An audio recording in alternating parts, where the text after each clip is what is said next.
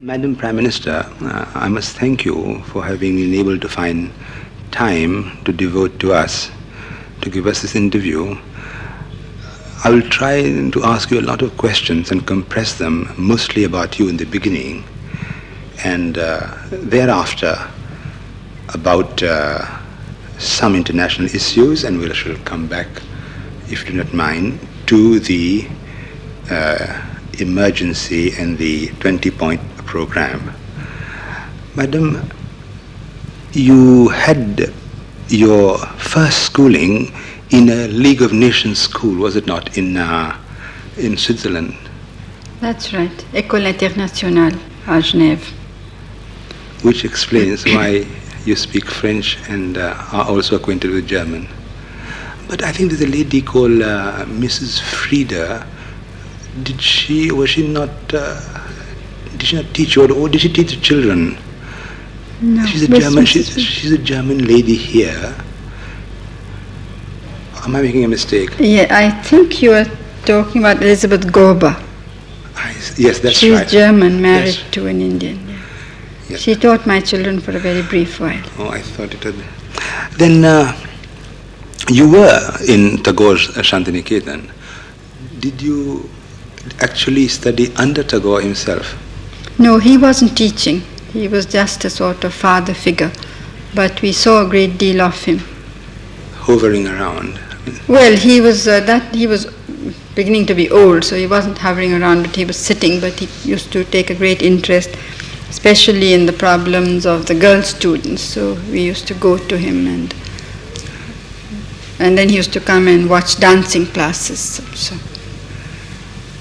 Your father very early deserted the law, and I think the British put him in jail for his political activities, and you returned to Switzerland. That was when your mother was very ill.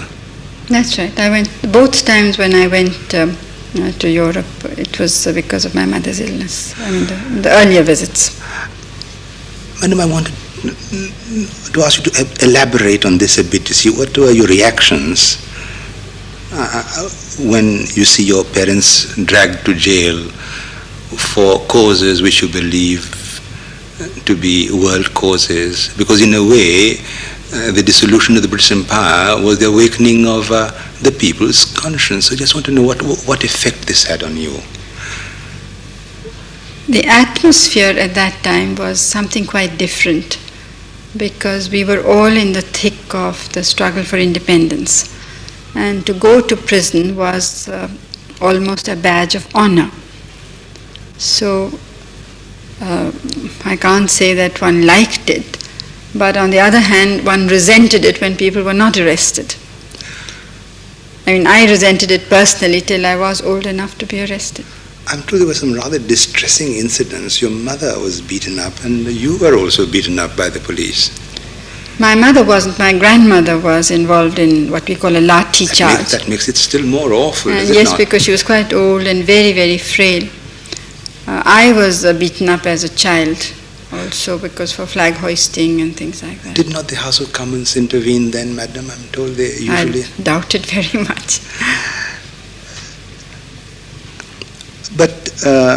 their version of democracy was only democracy for themselves. Yes, it appears, I mean, to the developing nation it doesn't quite matter which brand it is. I mean, we suffer the governments. But they did release your father ultimately to see your mother die. Yes, he was with us then in Switzerland. He had been in and out, of course. I mean, he wasn't in prison continuously. I see. Then you went to Oxford at Somerville, the Ladies' College. Yes, that's right. In fact, one of the times when my father was arrested, he sent me a cable going to Other Home. I see. And I remember that faraway land speech of Chamberlain when they sold Czechoslovakia down the drain. You accompanied your father to Czechoslovakia, didn't you? Yes, we were there when the Runciman mission was there. What was the mood of the students at Oxford then about this selling away honor, as Churchill put it, the path of dishonor business? Well, I can only talk about the group of students with whom I moved, and of course they were all very indignant. In fact, I think that the large majority of people knew that this was far from avoiding of war, was bringing it on, which is actually what happened. But you actually campaigned for for some members of the British Labour Party or the university. Just for a short while, yes. And did you know the Webbs? Did you come to meet them, or were they before your time? They were really before my time, but of course I knew them through their books and through my father talking about them. And Lasky? Lasky I knew quite well because he was supposed to be keeping an eye on me when I was there. But the last time we met we quarreled because he felt that I had a life of my own and I was sacrificing it for my father. He felt I shouldn't go around with him because I accompanied him in Europe, and he said, well, you are old enough to go on your own and make your own contacts and so on. This is the rather distressing part. They don't understand that tacking on to one's parent is not necessarily, because the way, one of the distressing things is the way that old people are thrown in the dust heap in England, and we couldn't possibly think of doing that here. There is no inconsistency. Don't you think so? Well, I think so, but I think the industrial society is changing people's character as well. But it's awful when old people have to depend on strangers to take them to places and their own flesh and blood leading independent lives. I'm making the point only because Lasky called with you, madam. Paul Robson, when did you come to... I don't remember the year, but I think it was just about that time when after my mother died. It must have been 35 or so. I seem to have read that he was not allowed admission either at Harvard or Boston because he was black. It may be, I don't know. I read it somewhere.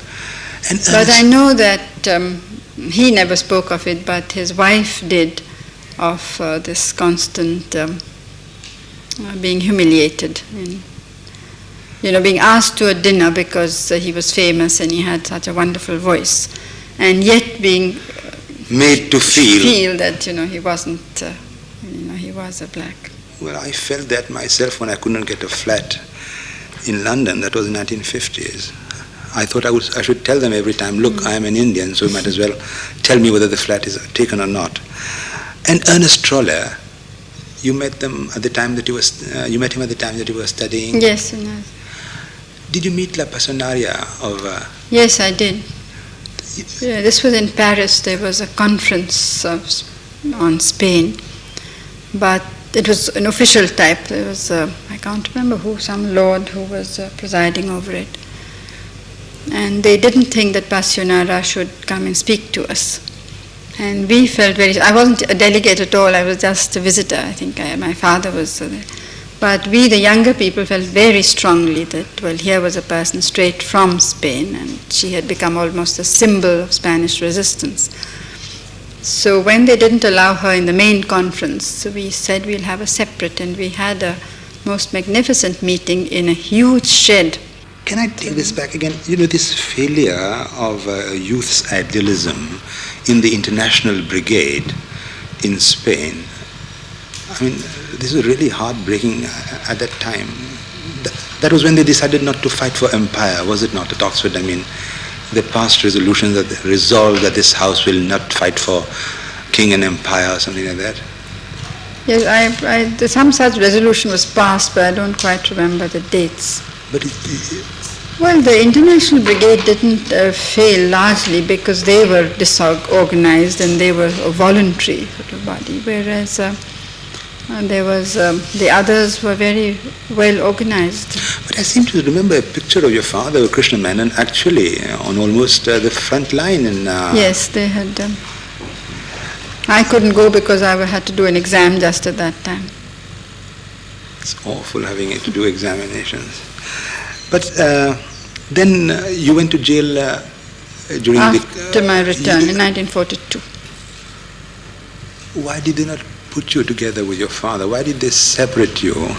No, because the men and women are kept separate. See, I was in the women's. Anyhow, I was not arrested with my father. He was kept with Gandhiji. Yes, no, he was not with Gandhiji. Gandhiji was in the Aga Khan's palace. My father and the other members of the working committee were in the Ahmednagar fort. And I was arrested much later in Allahabad, so I was in what is called Naini Central Prison. And your husband also was not left out. Well, we were arrested more or less together. This was very considerate, was it not? No, not at all. You see, I got news of my impending arrest, so I held a meeting. My husband was supposed to be underground, but he got rather agitated because there was British military, just aiming at us before I was arrested. And so he got rather excited and he forgot about his being underground and came out.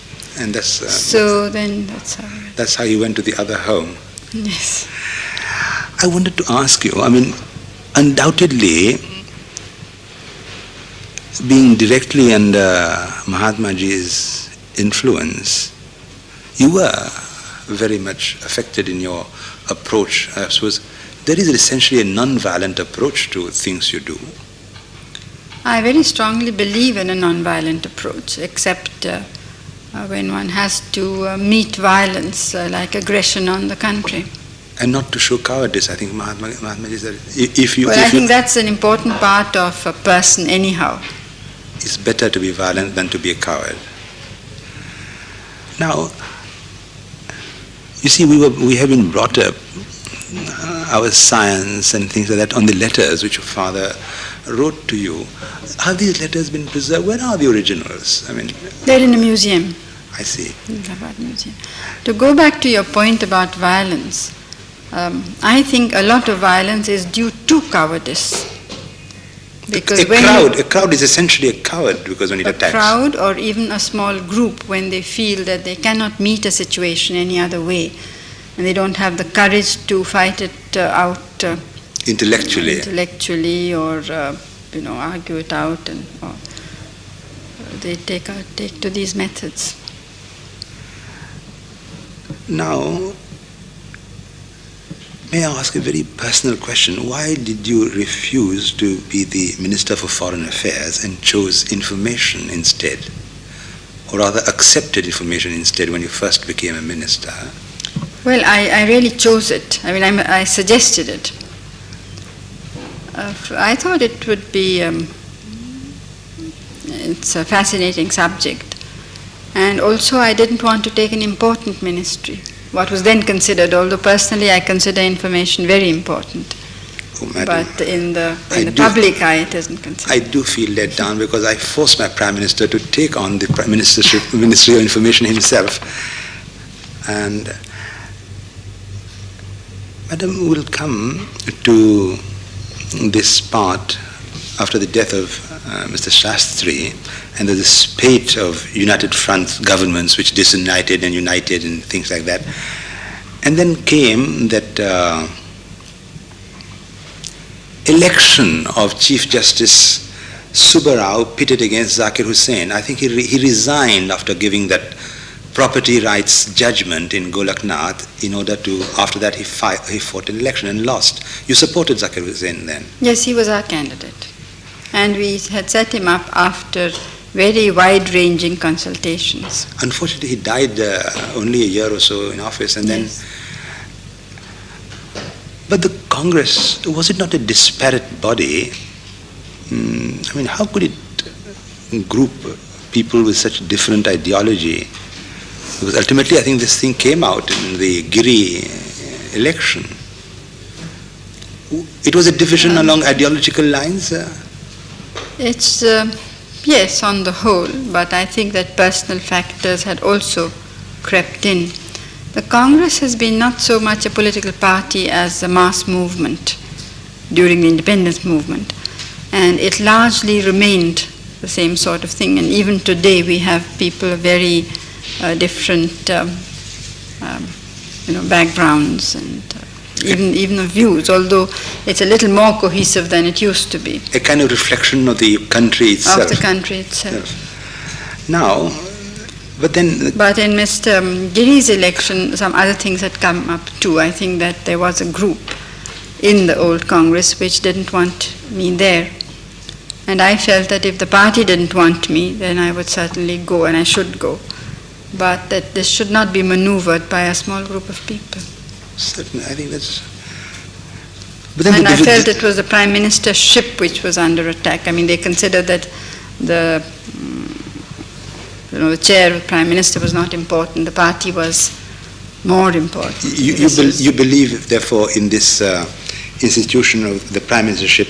I mean, because I think Pandit Thakurdas Bhargav said that in the Constituent Assembly, that the Prime Minister's voice is the final voice and the President is merely the echo, rather like the British monarch. Well, I wouldn't call the President an echo, but... No, I mean no disrespect. I'm referring to the British system of... Yes. Constitutional... in fact, in Britain, the monarchy rarely speaks. Now, but that split was between, therefore, the rightists and the progressives. Broadly speaking, but of course, I don't think it's as tidy as that. It is this French habit of trying to put things in compartments, madam. You must excuse that. Now, then the showdown came in 1971 when the central election to the Central Parliament took place, and you got about 350 out of 520 seats, was it not? Yes. And the platform was whether poverty would be removed or inequalities continued. Is that also an oversimplification? Really. That is an oversimplification, because we had never said that we could remove poverty. No, try to. That steps would be taken, more vigorous steps than had been taken earlier, because all our planning aimed at the removal of poverty and the lessening of economic disparities. But we felt that the Congress had somewhat strayed from that path, and we wanted to bring it back. But I don't think anybody understood But basically, the propaganda campaign of the opposition was merely to remove me. And this is how our young people thought up that slogan, that what is more important? Is it more important to remove Indira or to remove poverty? This is how the slogan came about. And the people gave its answer. No. And in 72, I suppose you wiped the floor with the opposition. You controlled 20 out of the 23 states, and you are a major partner in Kerala. No. Madam, I would like to know, because the youth is very much interested in this. I'm sorry if it sounds like cross-examination. You said you were not a doctrinaire socialist. Could you sort of tell us a little bit more? Well, people tend to think of whether it's socialism or something else in terms of slogans. A lot of people think that only nationalization or state control means socialism. And perhaps the older version of it did. Now we, in India, I think we are socialists. I mean, we chose that word because it's the nearest to what we want to do.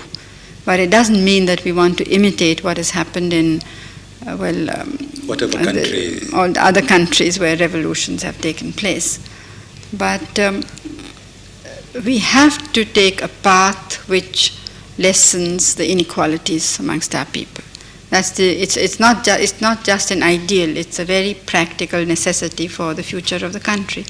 And I think that the interests of even the richest people lies in the stability of the country. And you cannot have stability or harmony or progress unless there is greater equality, when we have such vast masses of poor people.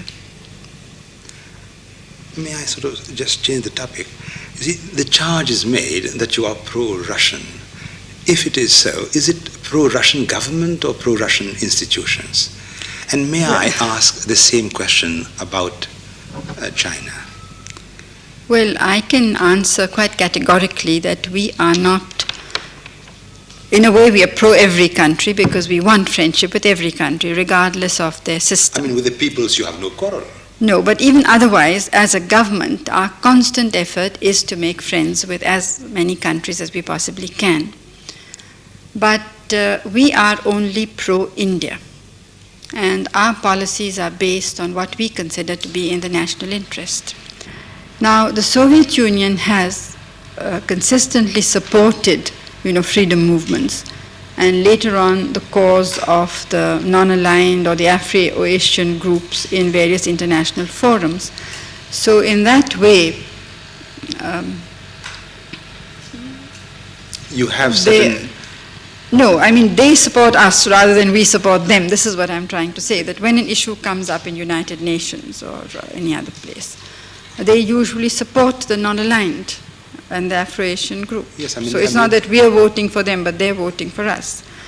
Also in India, they were the first to help us with our public sector, that is the state sector.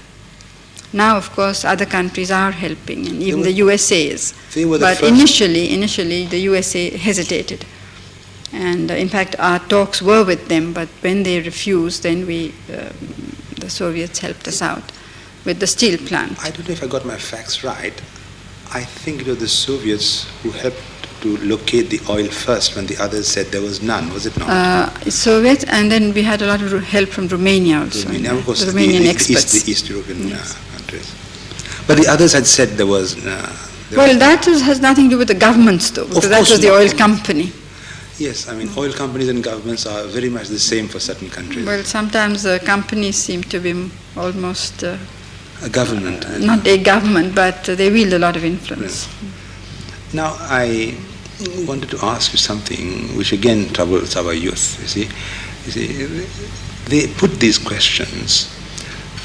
They say why they should not have their own independent socialist line, neither this variety nor that variety. They even kick up against the orthodoxy of non-alignment. I don't know if it's a rebellion, or could you, I mean, has this problem sort of attracted your attention? We ourselves firmly believe that whatever type of socialism we have should be an Indian type, which is suited to this country, which meets the demands and the needs of our people. Non-alignment isn't, I thought the whole point of being non-aligned was not to be orthodox. But, and it was to keep away from the rigid blocks that this third grouping came in. But I like the word third world, or words rather, although they've come to, because we think there's only one world and we think we should move more and more towards this one world. Now, since you say you are preoccupied with being pro-India, do you intend to have a kind of uniformity in India? I mean, in regards, I'm not referring to its laws, but in regard to its kind of its language, its culture. I mean, turning out so many different sausages, if I may say so, all one. We couldn't do it if we wanted to, and we are proud and happy about our diversity because we think that this adds to the interest in life and the richness of our culture. As you know, every state has its own language, its own script, and within the state also there are different regions, cultural groupings. And we also think that this diversity is not a weakening factor, but on the contrary, it's a strengthening factor. You know, unity in diversity is what the slogan says. Therefore, I take it that you are not anti different languages as such, though they are the nightmare of the radio and television people, you know, having different. We have no such problem here because since each state has its own language, its radio functions largely in that language. But we provide for all the minorities, the minority groups who may be living in that state. May I probe further? I mean, if you had your way, would you impose a particular language, a particular way of life? No, no. I think that's, I rebelled against it even much earlier with regard to clothes and so on when I was young. No, I think that the greater the diversity, the better it is for people. I mean, people are individuals and they shouldn't become statistics. But I do believe that there should be a link. Now, in India, we have a formula which we call the three-language formula. I must confess it hasn't worked, but it doesn't mean that it's not worth trying for, which is that you first have your mother tongue, then you have a national link language, and then you have an international link language. I very much appreciate that you have started broadcasting in Sanskrit. I think this is going to be an integration factor as regards Hindi, Bengali, Telugu, Tamil. And because there is a move in certain countries that we must do away with all differences. We must come to one common factor, have one language and one kind of dress and the kind of rigid kind of things that they had in I don't want to use the word monasteries.